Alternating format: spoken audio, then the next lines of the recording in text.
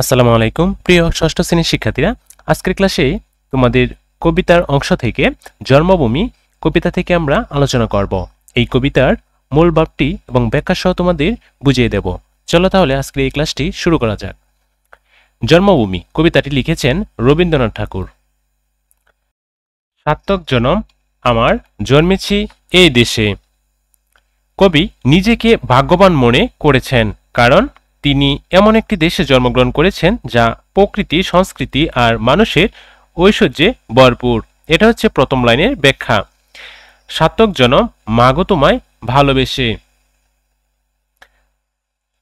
জানি নে তোর ধন রতন আছে কিনা রানীর মতন। এখানে এই লাইনের ব্যাখ্যাটা হচ্ছে, দেশকে তিনি মায়ের সাথে তুলনা করেছেন, মাকে সমান ধরে উপেক্ষা করেন। এর ধন সম্পদ না থাকায় তার কোনো দুশ্চিন্তা নেই, কারণ মায়ের স্নেহ স্নিগ্ধতা তার চেয়ে বড়। এটি রবীন্দ্রনাথের দেশপ্রেমের প্রকাশ।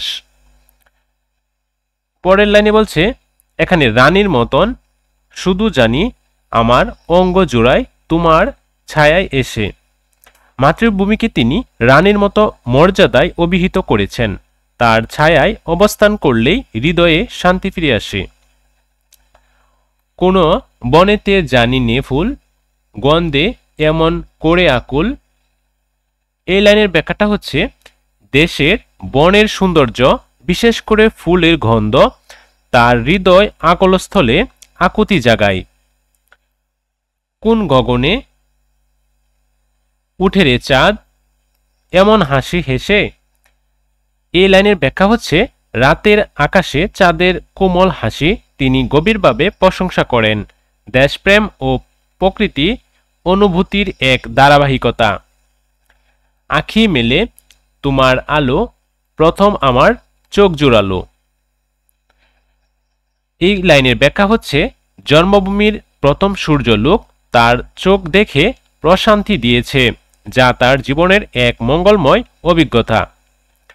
ওই আলোতে নয়ন রেখে মৌদব নয়ন শেষে।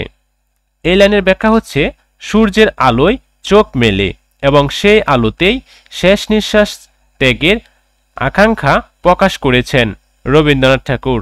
এটি অন্তিম শান্তির ইঙ্গিত। এ হচ্ছে তোমাদের জন্মভূমি কবিতার ব্যাখ্যা। আশা করি সম্পূর্ণ লাইনগুলো তোমরা ভালোভাবে বুঝতে পেরেছ। তো পরবর্তী ভিডিওতে আমরা অনুশীলন, লেখক পরিচিতি, পাঠ পরিচিতি এবং সঠিক উত্তর, সৃজনশীল প্রশ্নগুলো নিয়ে আলোচনা করব। পরবর্তী ক্লাসের আমন্ত্রণ জানিয়ে আজকের এই ক্লাসটি এখানেই শেষ করলাম। সবাই ভালো থাকো, সুস্থ থাকো, আল্লাহ হাফেজ।